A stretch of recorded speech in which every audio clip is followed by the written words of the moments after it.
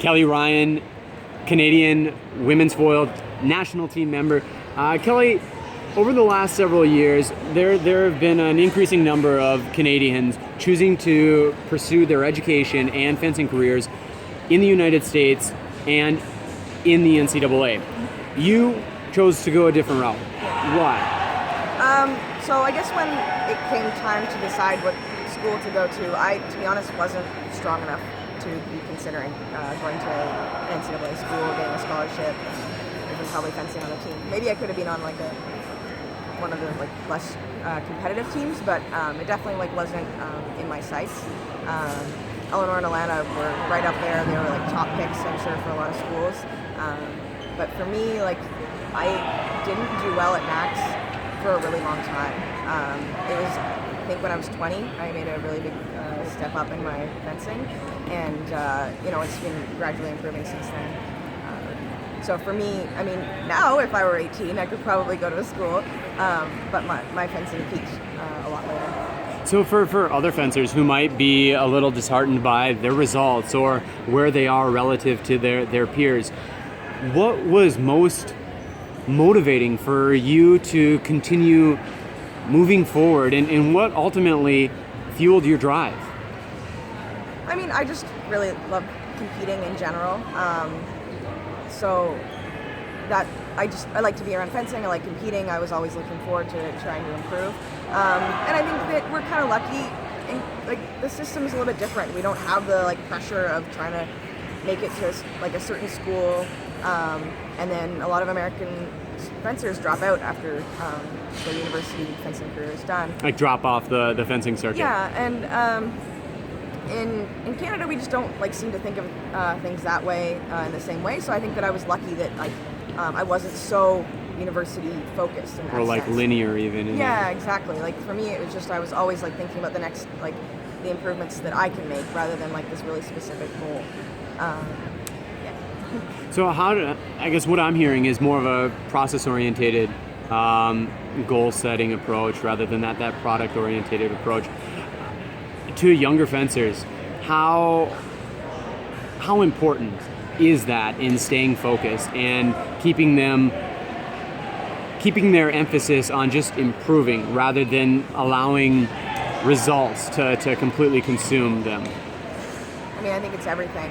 It's so easy to get stuck up in results, and I do it all the time too. I get in these bumps where I'm just thinking about how I haven't done well in a tournament in a little while, where I'm losing a lot of practice or something like that.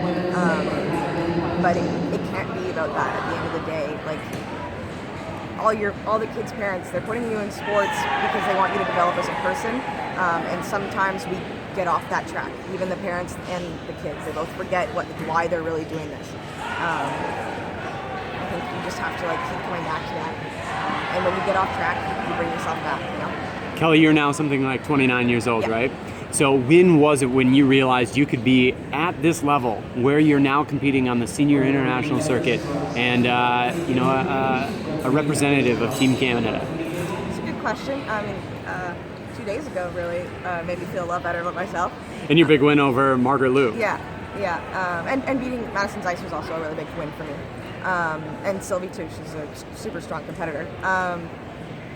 I had my first good international result in 2011 in Catania. I made the 32s. I beat Adina Napic in overtime after having a lead and then losing the lead because my knee was driving me insane, and then winning in overtime, and that was super exciting. And that's the Catania World Championships, right? Yeah. In in Italy, right? Yeah.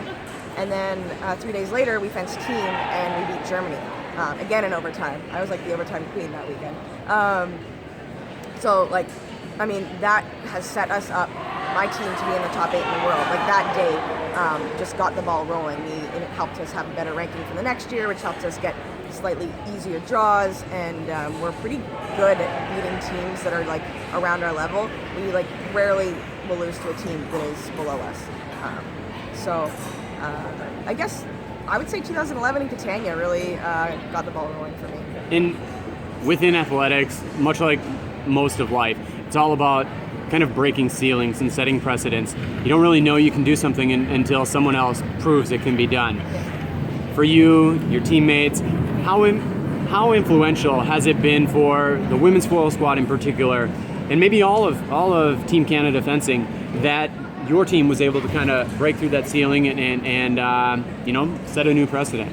Yeah, I think we really we show each other what is possible for a Canadian fencer, and we all do it. Even though I'm 8 years older than Eleanor, I see her, beating these really good fencers, and I'm like, oh, okay, that's an option for me. Alana made a couple top 16s a few years ago. She's super strong in pools, and that pushes me because I'm like, I want to do that well in pools. Why is that? Why didn't I do that well? And so it kind of it always we help each other up our standards. And show each other what's possible.